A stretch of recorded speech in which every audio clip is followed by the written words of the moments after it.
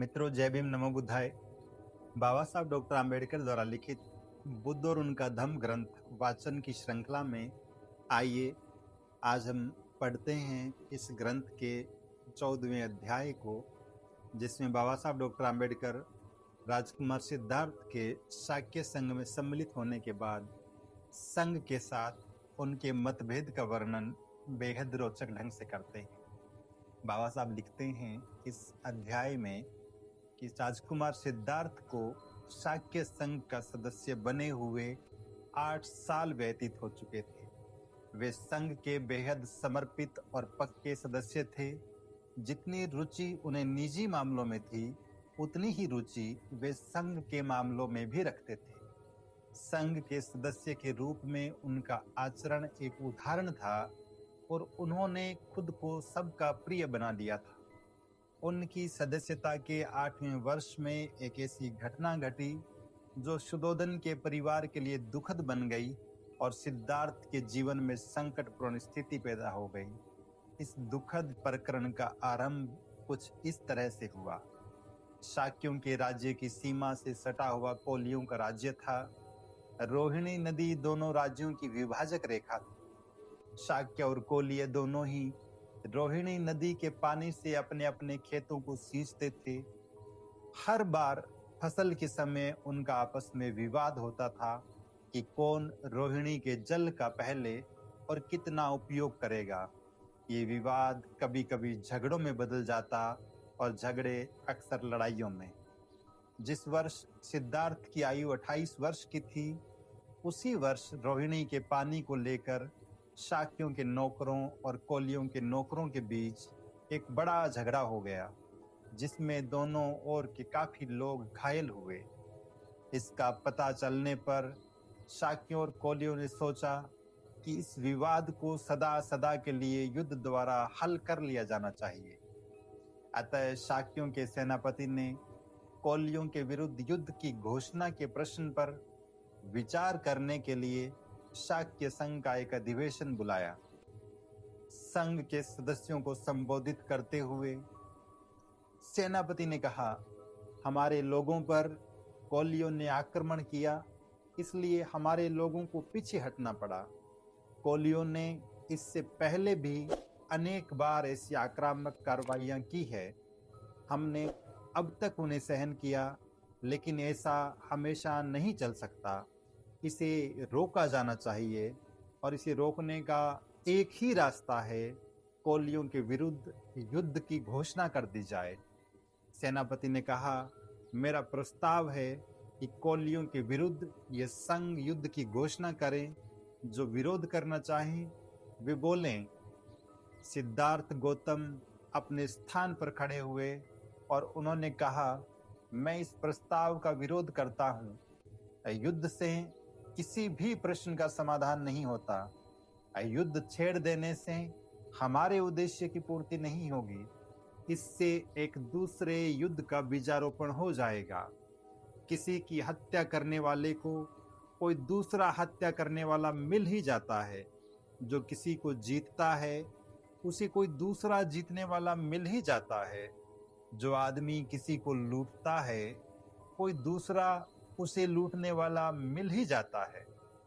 सिद्धार्थ गौतम ने अपनी बात जारी रखते हुए कहा, मेरे विचार में शाक्यों को कोलियों के विरुद्ध युद्ध छेड़ने में जल्दबाजी नहीं करनी चाहिए।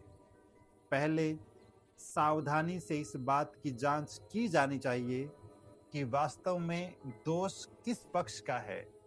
मैंने सुना है कि हमारे आदमी भी आक्रामक रहे हैं।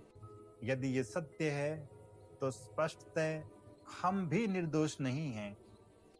सेनापति ने उत्तर दिया, ये ठीक है कि हमारे आदमी आक्रामक थे, लेकिन ये नहीं भूलना चाहिए कि पहले पानी लेने की बारी हमारी ही थी। सिद्धार्थ गौतम ने कहा, इससे स्पष्ट है कि हम भी सर्वथा दोष मुक्त नहीं हैं। इसलिए मेरा प्रस्ताव है कि हम अपने में से 2 आदमी चुनें और कोलियों से भी कहा जाए कि वे भी अपने में से 2 आदमी चुनें और फिर ये चारों मिलकर एक 5वां आदमी चुनें ये पांचों मिलकर झगड़े का समाधान करें। सिद्धार्थ गौतम ने इस सभा में संशोधन हेतु जो प्रस्ताव रखा उसका विधिवत समर्थन हो गया, किंतु सेनापति ने संशोधन का विरोध किया और कहा, मुझे विश्वास है कि जब तक कोलियों को कठोर दंड नहीं दिया जाता तब तक उनका यह संत्रास समाप्त नहीं होने वाला। अतः प्रस्ताव और संशोधन पर मत लेना आवश्यक हो गया। पहले सिद्धार्थ के संशोधन का प्रस्ताव ही मत के लिए प्रस्तुत हुआ और वह बहुमत से अमान्य हो गया। तब सेनापति ने खुद अपने प्रस्ताव पर मत मांगे। सिद्धार्थ गौतम ने फिर खड़े होकर विरोध किया। उन्होंने कहा, मेरा संघ से निवेदन है कि इस प्रस्ताव को स्वीकार न किया जाए। शाक्य और कोलिय निकट संबंधी है। ये बुद्धिमानी नहीं है कि वो एक दूसरे को बर्बाद करने के लिए युद्ध करें। सेनापति ने भी सिद्धार्थ के तर्क का घोर विरोध किया। उसने इस बात पर जोर दिया कि युद्ध में योद्धाओं के लिए कोई अपने पराये का भेद नहीं किया जा सकता। उन्हें राज्य के हित में अपने सगे भाइयों से भी लड़ना होगा। बलिक्रम ब्राह्मणों का कर्तव्य है, युद्ध करना योद्धाओं का कर्तव्य है, व्यापार करना वेश्यों का कर्तव्य है और सेवा करना शूद्रों का कर्तव्य है। हर वर्ग को अपना अपना कर्तव्य निभाने में ही पुण्य है। प्राचीन काल से ऐसी परंपरा चली आ रही है।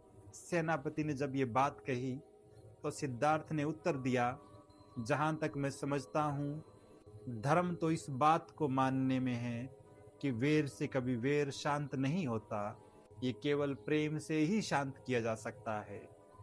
ये सुनकर सेनापति और ज्यादा व्याकुल हो उठा और उसने कहा, इस दार्शनिक शास्त्रार्थ में पढ़ना बेकार है।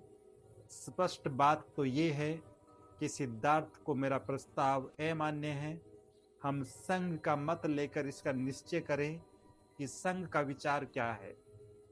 तदनुसार सेनापति ने अपने प्रस्ताव पर उपस्थित लोगों के मत मांगे और भारी बहुमत से वह प्रस्ताव पारित हो गया।